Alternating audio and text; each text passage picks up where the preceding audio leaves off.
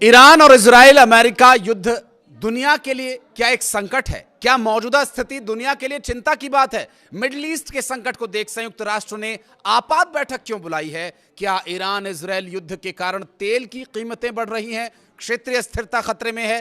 क्या अगर हिजबुल्लाह पूरी तरह से इस जंग में शामिल हो गया तो यह जंग और फैल सकती है? ईरान के नए लीडर अब क्या करेंगे, देखना तो बाकी है ही। और भारत के प्रधानमंत्री नरेंद्र मोदी ने बेंजामिन नेतन्याहू और यूएई के राष्ट्र प्रमुखों से क्या कुछ बातचीत की? हमलों के बीच इस्लामिक देशों का एकजुट होने का परिणाम क्या होगा? इजराइल अमेरिका के लिए क्या यह खतरा है?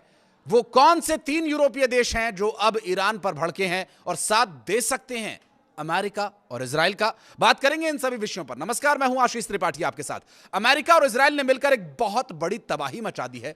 सैकड़ों लोग मारे जा चुके हैं, संख्या हजारों में पहुंच सकती है। ईरान के supreme leader Ayatollah Ali Khamenei की भी मौत हो चुकी है। इसके बाद भी ईरान युद्ध के मैदान में डटा हुआ है। लगातार अमेरिकी सैन्य ठिकानों और इजराइल के बेसिस पर अटैक कर रहा है, बदला ले रहा है खामेनेई की मौत का। इस बीच ईरान को हिजबुल्लाह का भी साथ मिल गया है। जी हां, ईरान इजराइल युद्ध में हिजबुल्लाह की एंट्री हो चुकी है। मिडिल ईस्ट युद्ध में आग भड़क चुकी है। ईरान से लेकर इजराइल का आसमान धुआं धुआं हो चुका है। होली के मौके पर दुनिया में बम बरस रहे हैं। ईरान और इजराइल अमेरिका में युद्ध तो जारी है ही। इजराइल अमेरिका ने ईरान में कत्लेआम मचाया हुआ है। ईरान के सुप्रीम लीडर खामेनेई की, उनके परिवार की मौत को अमेरिका इजराइल ने जिस तरह से सही ठहराया, उसका भी कई जगह विरोध देखने को मिल रहा है। भारत में भी कई जगह, पाकिस्तान और दुनिया भर के इस्लामिक लोग या इस्लामिक संगठन या फिर यूं कहें कि इस्लामिक देश इसका विरोध कर रहे हैं। ईरान ने भी बदला लेने की ठान रखी है और अमेरिका इजराइल के अटैक का जबरदस्त जवाब ईरान की तरफ से दिया जा रहा है। और अब तक ईरान झुका नहीं है, लगातार अमेरिका और इजराइल को चोट पर चोट पहुंचा रहा है। और वो देश भी अब इसकी जद में आ चुके हैं जो इसका साथ दे रहे हैं। ईरान का साथ देने के लिए जो अब उठ खड़े हुए हैं उनके लिए भी बात करेंगे। अब तक ईरान का साथ देने के लिए उनका पाला पोसा साथी उनके साथ नहीं था, लेकिन अब वो भी उनके साथ आ गया है। जी हां, ईरान का ही बनाया हुआ पाला हुआ लड़ाकों का एक ग्रुप हिजबुल्लाह अब युद्ध के मैदान में है। दरअसल ईरान पर अमेरिका और इजराइल के बड़े हमलों के बाद लेबनान का हिजबुल्लाह ग्रुप अब खुलकर जंग के मैदान में आ गया है और यह ग्रुप अब इजराइल और अमेरिका से बदला लेना शुरू कर चुका है। यह वही हिजबुल्लाह है जिसे ईरान के पूर्व supreme leader Ayatollah Ali Khamenei ने सालों से पाला पोसा। अब तक सवाल यह था कि आखिर हिजबुल्लाह चुप क्यों है, क्यों ईरान का साथ नहीं दे रहा है?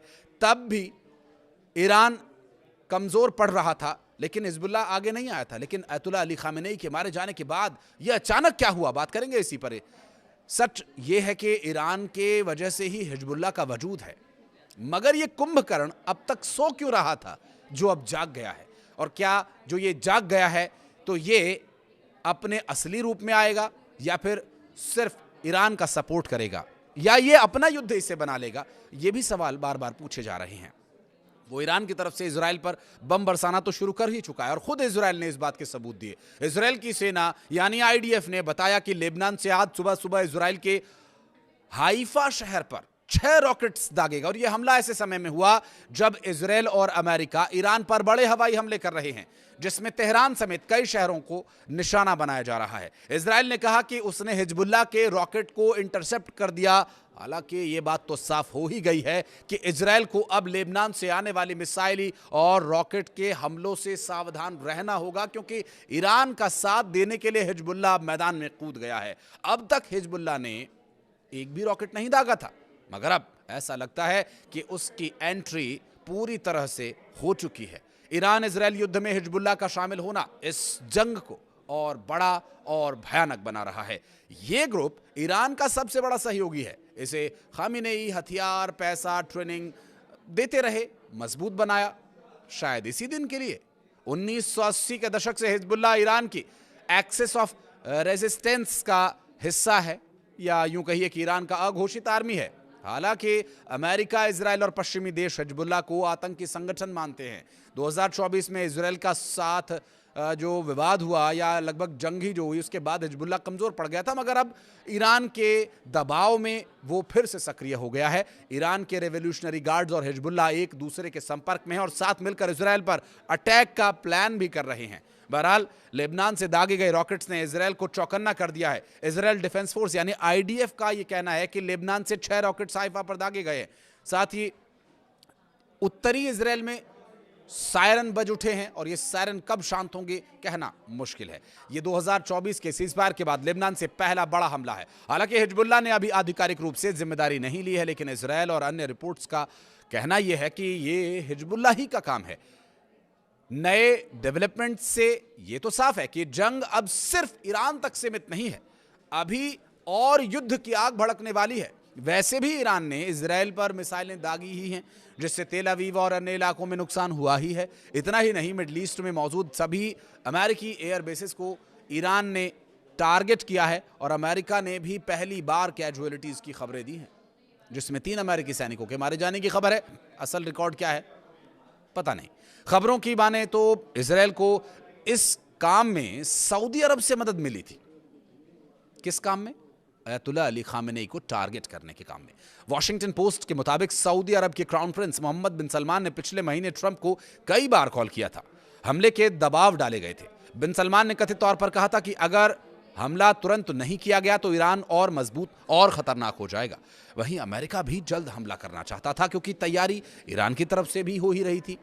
ऑपरेशन से जुड़े कुछ लोगों ने न्यूयॉर्क टाइम्स से कहा कि CIA कई महीनों से खामेनेई पर नजर रखे हुए थी, उसकी लोकेशन पैटर्न जान रही थी। CIA को पता चला कि शनिवार को मीटिंग होने वाली है जिसमें खामेनेई मौजूद रहेंगे अपने समकक्षों के साथ, अपने सहयोगियों के साथ, और CIA ने ये इंटेल इजराइल को दी और इस आधार पर अमेरिका और इजराइल ने अपने हमले की टाइमिंग बदली और शनिवार की सुबह उजाले में यह हमला किया। अमूमन क्या होता है कि इस तरह की जब ऑपरेशन चलाए जाते हैं तो ये ऑपरेशन रात के समय अंजाम दिए जाते हैं, लेकिन खामेनेई के ग्रुप में ही एक कोई भेदी था जिसने ये भेद खोला। आखिर ये कौन था वो आगे आपको बताएंगे।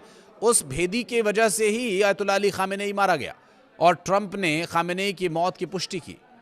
हालांकि ये पुष्टि नहीं की गई है कि वो कौन था और उसके चलते ये सब कैसे हुआ, लेकिन ये खामेनेई के ग्रुप में एक ऐसा व्यक्ति होना जो उनकी लाइव लोकेशन मोसाद और अमेरिका से साझा कर रहा है, ये असल में खामेनेई की मौत की वजह बना।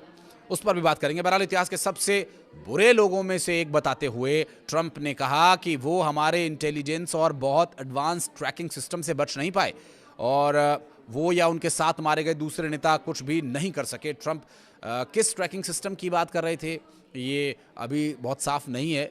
हो सकता है ये उसी व्यक्ति की बात हो रही हो। हालांकि कुछ लोगों ने अंदाज़ा लगाया कि खामेनेई के करीबी लोगों में कोई जासूस रहा होगा और वो अंदाज़ा काफ़ी हद तक सही भी साबित हो रहा है। अभी तक उसके बहुत साक्ष्य तो सामने नहीं आए, लेकिन जो कुछ एक परिस्थितियाँ या जिन्हें सर्कमस्टांसेस कहते हैं जो बन रहे हैं, उससे ये बात सामने आती है। दरअसल foundation for defence of democracies के डिप्टी डायरेक्टर रायान ब्रब्स ने कहा कि अमेरिका के पास कई तरह के इंटेल और सर्विलांस की क्षमताएं हैं जिसका इस्तेमाल खामेनेई को ट्रैक करने के लिए किया जा सकता था। क्या वही अमेरिका के लिए एक एडवांटेज बना या फिर मुखबिर या घर का भेदी असल में खामेनेई की मौत की वजह बना? इस पर भी बात करेंगे।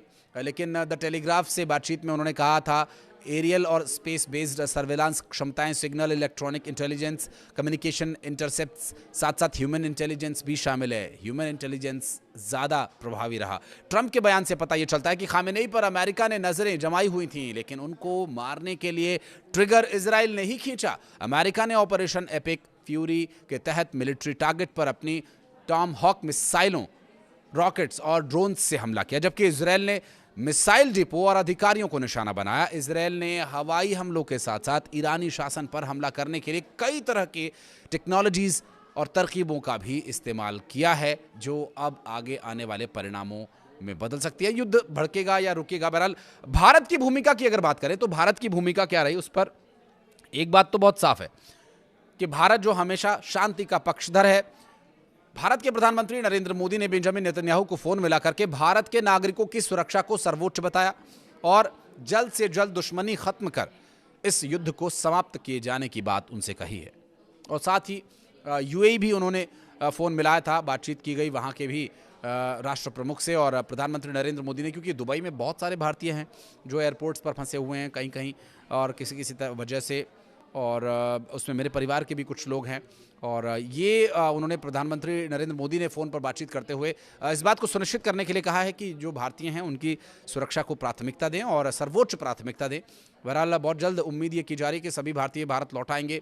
ईरान में या इजराइल में या फिर सऊदी अरब में जो भी भारतीय इस वक्त फंसे हुए हैं, उन्हें लेकर प्रधानमंत्री नरेंद्र मोदी लगातार सक्रिय हैं और उनकी सुरक्षा और उनकी सुनिश्चित वापसी के लिए भी प्रयास भारत सरकार की तरफ से किए जा रहे हैं। लेकिन हमले बढ़ते जा रहे हैं, जिसका पूरी दुनिया पर एक बड़ा असर देखने को मिल रहा है। मार्केट पर इसका असर देखने को मिल रहा है, क्रूड ऑयल पर इसका असर देखने को मिलेगा। आने वाले वक्त में ये परिस्थितियां बनेंगी, ये क्रूड ऑयल और महंगा भी हो सकता है अगर ये युद्ध सही समय पर नहीं रोका गया तो।